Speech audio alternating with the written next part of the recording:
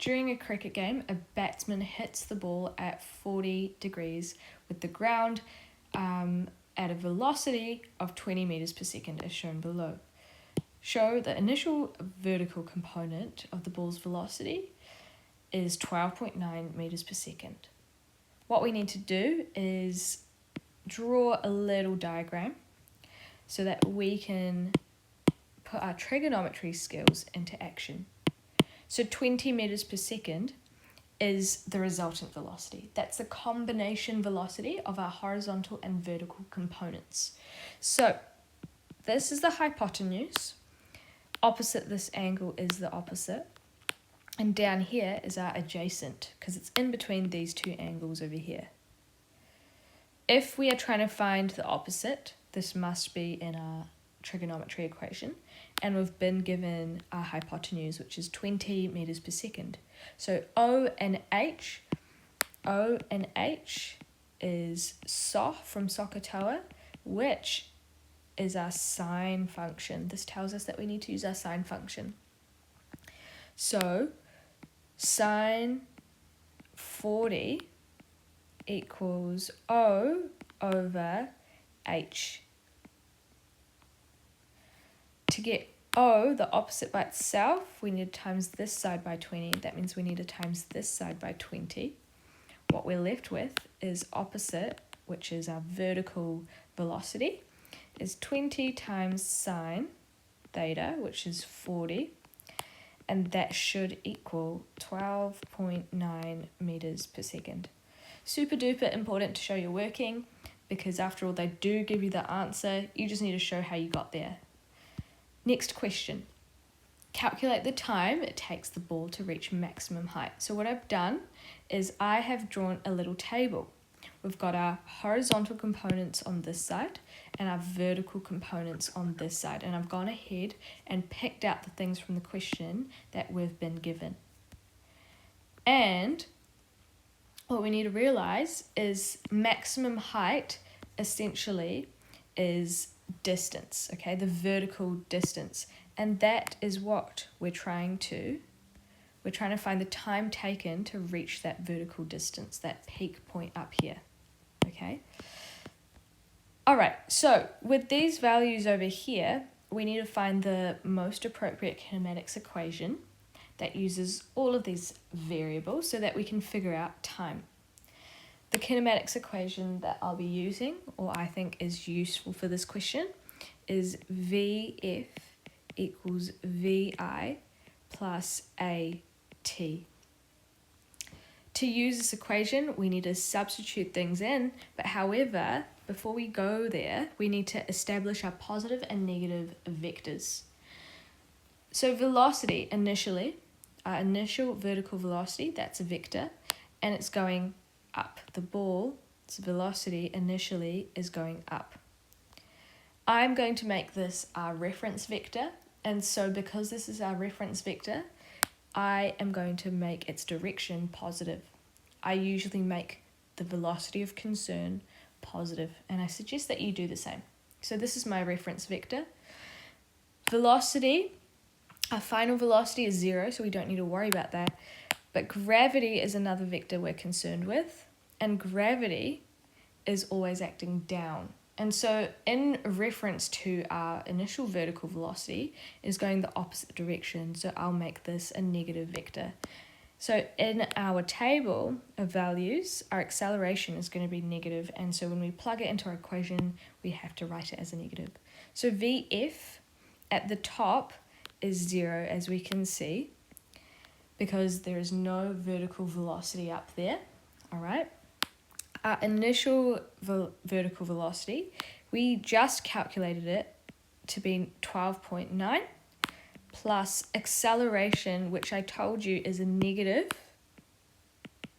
times time, which is what we're trying to figure out.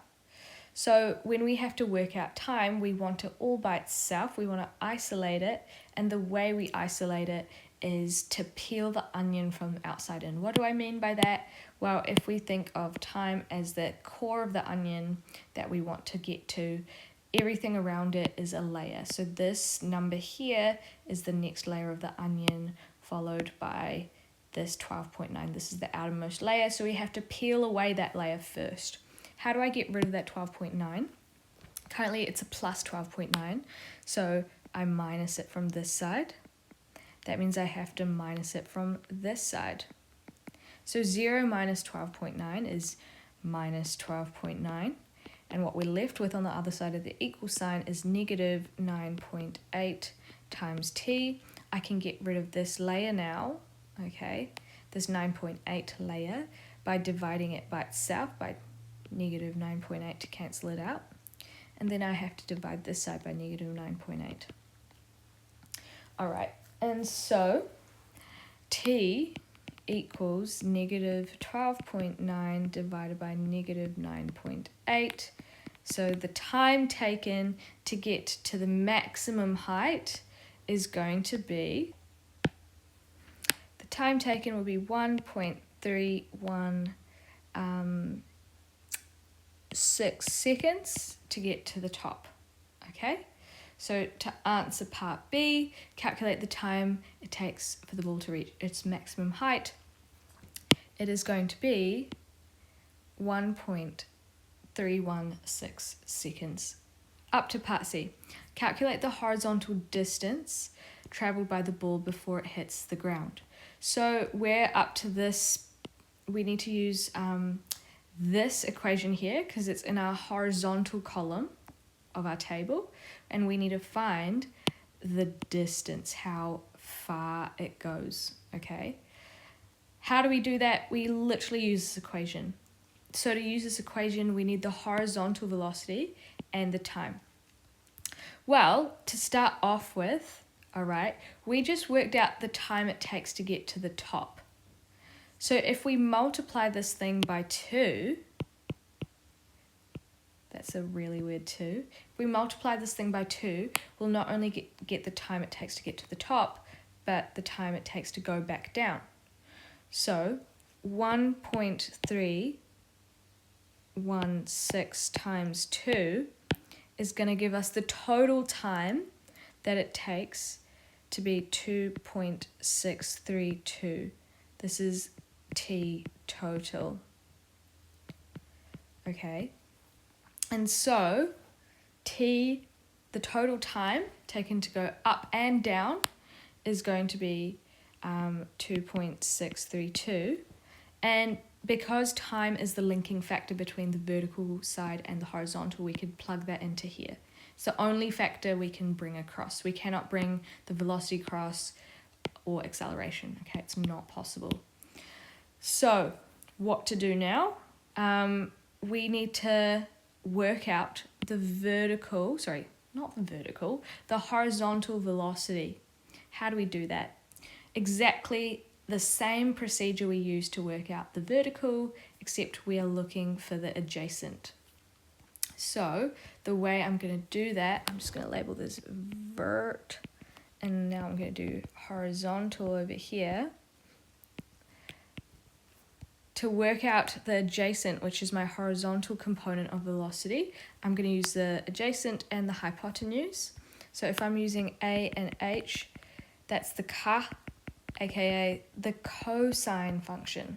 So cosine theta equals A over H, cosine 40, that's an angle, equals adjacent over hypotenuse, times this by 20, that means I have to times this by 20, and so what we have here is adjacent equals 20 times cosine 40, and so the adjacent, which is our horizontal velocity, is going to be, let me just plug that into our calculator,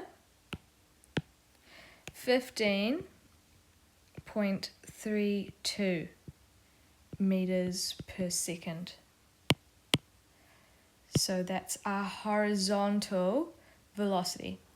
What I can do is I can literally plug this value into here.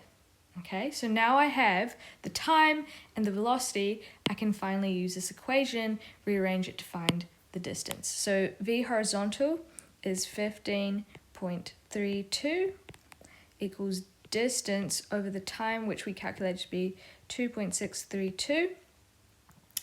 And so rearranging to find distance, I want to get rid of divide by 2.632 by itself.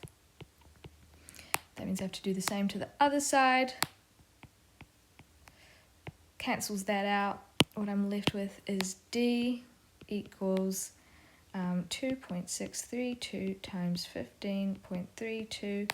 D equals 40.322 meters. Don't forget your units. And that is the answer for part C.